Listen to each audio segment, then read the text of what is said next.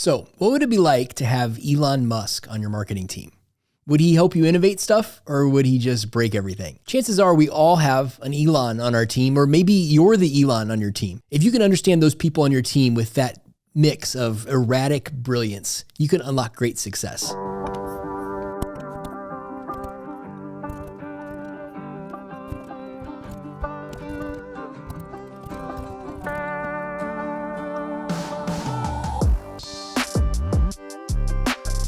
Today on The Savvy Marketer, we're going to be talking about ADHD. Odds are, whether you know it or not, someone with ADHD is probably on your marketing team or maybe leading your company. So how can you engage them to help you innovate in great ways without breaking things? Talk to my friend David, a savvy marketer who has ADHD, and he's learned how to understand it, how it affects him both personally and professionally so that he can be more successful. But first, a marketing moment. Today's marketing moment is about building a strong team. In Jim Collins' classic leadership book, Good to Great, he talks about getting the right people in the right seats on the bus. And it starts with the right people. You already know when you have the wrong people on the seat on the bus. You'll begin to see problems cropping up all over that tie back. And the best thing to do is get people like that off your team. Help them find a role in another place where they can be more successful. Nothing personal. They're just on the wrong bus. But getting people in the right seats on that bus are important too. Some people on your team may be flailing not because they're the wrong people, but because they're in the wrong seat. So for a marketing team, I think you actually need 6 different strengths on an effective team. Number 1, you need people who can write. You can't have too many good writers on your team. Number 2, you need people who are great at strategy. Number 3, you need people who can design and make things look great. Number 4, you need dev people who are good at building things online and making them work. Number 5, you need good analysts. People who can look at the data, figure out what's broken, and help you find ways that you can improve. And don't forget, number 6, you need people who can manage the work, who can get everyone working together and get the projects done successfully. Now, you or people on your team, you may be good at 1 of these things or 2 of these things, maybe even 3 of the things, but I have never in 20 years met somebody who's good at all 6 of these things. I don't think it's possible to be good at all 6 areas. So here are 3 steps to build an effective marketing team. Step number 1, identify the wrong people and quickly get them off the bus. Step number 2, assess the people who are left on the bus, figure out what their strengths are, and help get them in the right seats. This may sometimes feel disruptive. You've already got a workflow and you need them to get other areas done. But even if it's disruptive, help get those people into the right seats as soon as possible. Finally, find the gaps or the weak points for those 6 areas that I listed. Figure out where you don't have the people that you need to fill certain areas, and then find the help that you need. Look, not everybody's going to know what their strengths are coming in, and I think it's totally okay to experiment and help people find their way by trying different seats on the bus. But keeping people in the wrong seat on the bus for an extended period of time is going to burn them out, and before long, they're going to be looking to get off at the next stop. Put the right people in the right seats.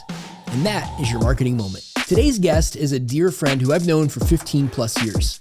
He and I are on different sides of the country, but whenever we get together, we have a great time. We have a lot in common. His name's David G. Johnson, and he's a business advisor and a podcaster. So David, welcome to the show. Thank you, Jeremy. Great to be here. So tell us a little bit about you, where you're located. Yeah, sure. I'm based in Sarasota, Florida, and since 1998 have run a business that essentially advises companies of various sizes, mostly entrepreneurs and smaller businesses, but a lot like you, Jeremy, helping people understand how to grow in the digital era, making use of digital tools and platforms and all that sort of good stuff. And I know we first got connected. We were working with the same client in Sarasota and talking about digital stuff 15 years ago. And for some reason, I remember the way I was able to date this is that I remember that the very first iPhone was coming out that very day that we were in the conference room and talking about that whole phone without a keyboard would never take off, or what. At least that was my opinion. Yeah, at the I time. think at the time I was probably using a Windows phone, which had the little slide out keyboard and had been through a BlackBerry. Yeah. And I think you were using some of those predecessors to smartphones too. Yeah, I think my phone was a Palm Trio at the time. Oh, wow. So And I think it's amazing that as two geeks this far in, we still maybe are the last holdouts that have never had. You still don't have an iPhone, right? No. In fact, I'm on the latest Google Pixel right now. Me and too. I only recently acquired my first Macintosh. You also co-host a podcast. So Tell the viewers a little bit about that. Yeah, it's great. I made a discovery a few years ago that surprised me, and that was that I had ADHD. And the surprise wasn't necessarily that I had it so much as that it really existed. And so I don't know how much we'll get into that, but I immediately started to seek out professional help in the form of a coach. And I stumbled across someone who turned out to be just a tremendous asset to my life in so many ways. And we got a few months into coaching, and I was seeing really fantastic results. And I just, one day I said to her, I said, Dana, you need a podcast. And I'm like, you need to get what you're doing out to a lot more people. And she had other means of outreach at the time, but she'd also been considering a podcast. And so we agreed that day to sever our client-coach relationship and to launch a joint venture, which eventually became the Kick Some ADHD show. And it is something we've been doing since 2020. About May 2020 is when we first launched with our initial episodes. And we're still going strong. We're just about to launch season 4. Fantastic. Congratulations on that. And I would actually love to talk more about ADHD today, because I think that it's probably a thing that is on a lot more marketing teams out there than people might realize. And I'm just really interested in your experience. So in a nutshell, what is ADHD? Well, it's the worst named thing ever in the history of the universe. First of all, there's no deficit of attention. So I think most people have heard it called attention deficit disorder or attention deficit hyperactivity disorder, which is where the H comes in. And, often diagnosed in children. We think about kids bouncing off the walls and all that sort of good stuff. But it's not a deficit of attention at all. In fact, that was one of the reasons why I would have resisted the idea that I had it, because when I'm interested in something, you almost can't pry me away from it. I have a lot of attention. It's just how I invest it that may be a little bit different. But people who have ADHD are often known for impulsivity. They're often known to bounce from one thing to another. The best definition I ever heard was from an MD, a doctor, a psychiatrist, who wrote a fantastic book called The ADHD Advantage. And his definition of it was low boredom threshold. I got to think about that. Low boredom threshold. The threshold is low, so I get bored easily if I have ADHD. Correct. Okay. Yeah. I'm thinking of several things at once here. You might have me diagnosed by the end of the show today. I'm not sure. But, I am not a doctor. I can't diagnose you. Elon Musk. I'm thinking you mentioned the impulsivity, and I'm thinking about Elon Musk. He's constantly in the headlines these days. Tesla, SpaceX, and now Twitter. He's brilliant, but he's pretty erratic too. And so, I mean, do you think does Elon Musk have ADHD? I'm going to say it's entirely possible. We recognize the symptoms or the signs, I should say. And yes, he's erratic, but he's also incredibly talented at spotting opportunities. And that is one of the traits that I think we find often with entrepreneurs. You know, we tend to have 10 business ideas before we get to the office in the morning, whereas some people tend to execute really well. And other people tend to spot opportunities and start a lot of things. And execution may or may not be their strongest point. And so I think Elon does exhibit a lot of the signs. And jury's still out on Twitter. I as a geek and as a science nerd, I got to tell you, I had chills when I saw the SpaceX rockets come back and land successfully. Oh, man, yeah. And I don't know, you got to be a little bit crazy, societally speaking, you know, to even dream some of that stuff up. And so, but also and then that comes pushing to the point of pulling it off, you know, I mean, exactly. So I think it's possible. But either way, he serves as kind of a useful example. Yeah. So you mentioned for you that this made a big impact on your life as you were starting to figure this out, and it was catching up with you in some ways. Because I want to ask more about that, but why should ADHD matter to business leaders, to our savvy marketers out there? Why should it matter to them? I think because we tend to gather in places that affect marketing. So whether we're starting companies, people who have ADHD are something like 3 times more likely to start a business or own a business. And that could have something to do with whether or not we're actually employable by normal people. But we tend to get frustrated and just say, screw it, I'm going to go do something different. And then we do. So it does matter because there are great advantages. And it matters because we also have to have some guardrails in place, I think, when people are driving the bus at whatever level. Yeah. That might be inclined to just wonder a little bit, what's it like on the other side of that cliff? Yeah. My wife has told me for years she thinks I might have ADHD, and I do own a business, and I definitely some of these things resonate. So what are some things that might indicate that a person has ADHD? Sure. And again, this is where the name can be confusing. The indicators are often that we've had multiple careers, if we're talking about adults. And by the way, that's what our podcast is focused. There were a lot of materials out there for people raising children with ADHD. There weren't a lot of materials or resources out there for people who actually have it. One of the oddball indicators that I think is an easy one for people to identify with is that people who have ADHD actually, because it's a brain chemistry deal, we're heavily focused on trying to find sources of dopamine. So when we're hunting for dopamine, we do look for things that are interesting. So we can be heavily motivated by novelty. So hey, new shiny object syndrome is a classic. Yeah. But another oddball one is the idea that we experience time differently.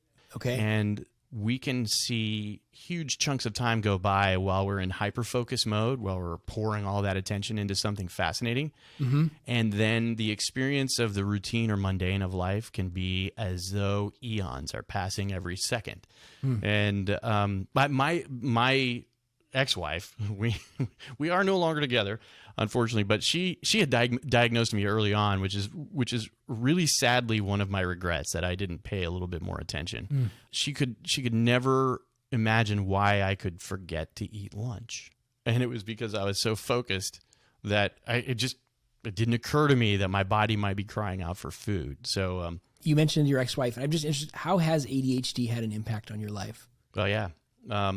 ADHD in and of itself probably isn't a problem, but undiagnosed and unmanaged ADHD, up until the age of 44 when I started to really manage it, a number of things have happened as a consequence of unmanaged ADHD. Not the least of which is that in my efforts to try to stay on track and to try to do things to show up as my best self in any relationship, whether it's a client relationship or parenting relationship with my child or domestic partnership with my wife, I might have the greatest of intentions, but my follow through was often affected by something new or shiny, or I could give you a very convincing reason why something else was critical or urgent. And I often neglected following up on things that matter. And I had a very patient ex-wife, and ultimately we got along pretty well. There were other factors that entered the situation, but there is no question, Jeremy, that that relationship would have been very different had I learned sooner that I had ADHD and had I learned to manage it. So I know that ADHD has impacted you in professional ways too, both in positive and negative ways probably. And so as professionals and leaders out there are working with ADHD, whether it's with their peers or their bosses or their reports or maybe with themselves, what are some challenges of ADHD in leadership on a marketing team, and what are some benefits and maybe some opportunities as well? Yeah, sure enough. So let's talk about challenges. Since you started with challenges, challenges can be that someone who has ADHD. Well, let's put it this way: we tend to struggle with accountability. And part of it is just because we got interested in something else, or maybe a deadline came along. And so if someone is not managing their ADHD well, then they're the sort of person that you probably have to ask multiple times, where's the XYZ deliverable thing that we need? Yeah. Or why is this taking so long? Or how have you missed another deadline? I mean, I used to joke the bumper sticker that I loved was the one that said, I love deadlines. I love the whooshing sound they make because they fly by, because I was just notorious for missing deadlines and missing commitments that way. That's definitely going to be one of the challenges. Other challenges can be getting them to do things that are not particularly interesting to them. And so sometimes it's a matter of defining the role properly. I think as business people, we always want to find people's strengths and deploy them as much as possible to their strengths. But what we have to do with people who have ADHD is we have to define their strengths a little bit differently. Often people who I know, especially entrepreneurs and business owners and marketing leaders and other business leaders who have ADHD, are some of the most talented people you'll ever run across. I mean, you can almost throw anything at them, and if they find it interesting, they'll execute well. They'll pull it off, you know. I had clients that used to joke, we could throw you in any situation and you'll come out smelling like a rose. But if they threw me in the same situation too many times... Sorry, go ahead, Jeremy. I said, I've seen that with you, David. Oh, well, then you've also seen the downside. If you throw the same thing at me too many times in a row, it'll just start to not happen anymore. And so it becomes a matter of identifying what we find interesting enough to hold our attention and to sustain effort over a long haul. And so sometimes that does mean novelty, but that sort of parlays right into a conversation about strengths. If you are in a crisis, you want someone with ADHD around because, man, we've been in enough of them in our lives, usually because we created them at some level, that we handle the crises really well. Also, I mean, adrenaline, motivation, I mean, neurotransmitters seem to suddenly become readily available when there's a real crisis. So that is a strength. Another one is just simply we tend to be very divergent thinkers. And so people who have ADHD, one of the really positive traits, and this is one of the things we'll find, is that people who have ADHD will connect dots that other people just don't connect. And so we'll have ideas as a result. We'll join things together and create intersections of concepts that other people just will, you know, they'll say, I never would have thought of that in a million years. And to us, it's just like, I mean, it was the most obvious thing in the world.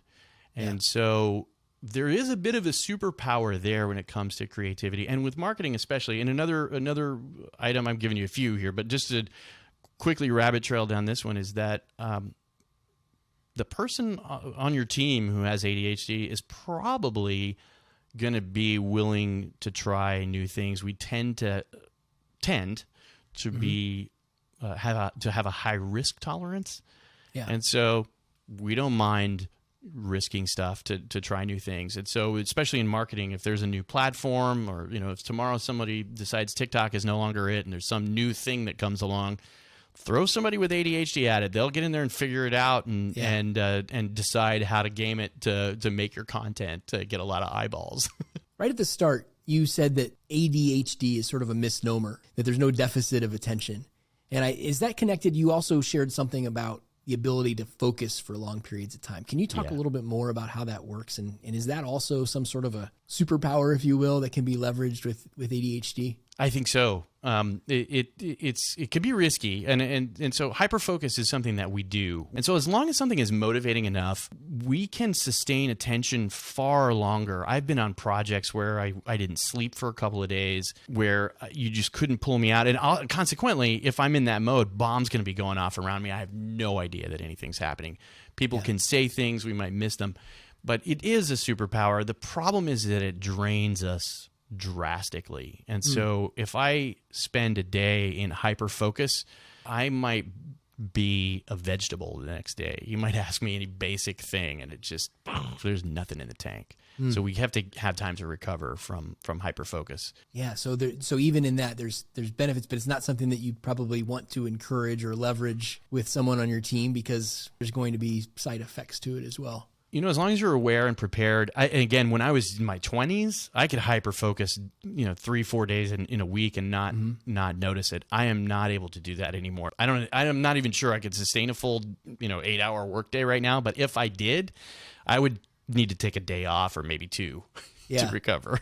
All right, so we're about out of time, but as we're wrapping up, I'm just interested, David, about any other insights that you can share for those savvy marketers out there that either they may know or suspect that they have ADHD, or they're on a team with someone like I said, the Elon Musk type. What are some insights that you can share? Just some key things that they can do to help make their teams more effective. Sure. So I read a book some years ago, and it was by the doctor that I mentioned, Dale Archer, MD is his name, who is a psychiatrist. and did not realize that he had ADHD until he had made it all the way through med school. And he was writing a book on neurodivergent people and did a chapter on ADHD. And that's when his diagnosis came about. He realized he had ADHD. But he subsequently wrote a book called The ADHD Advantage. And there are a number of just fantastic insights in that book.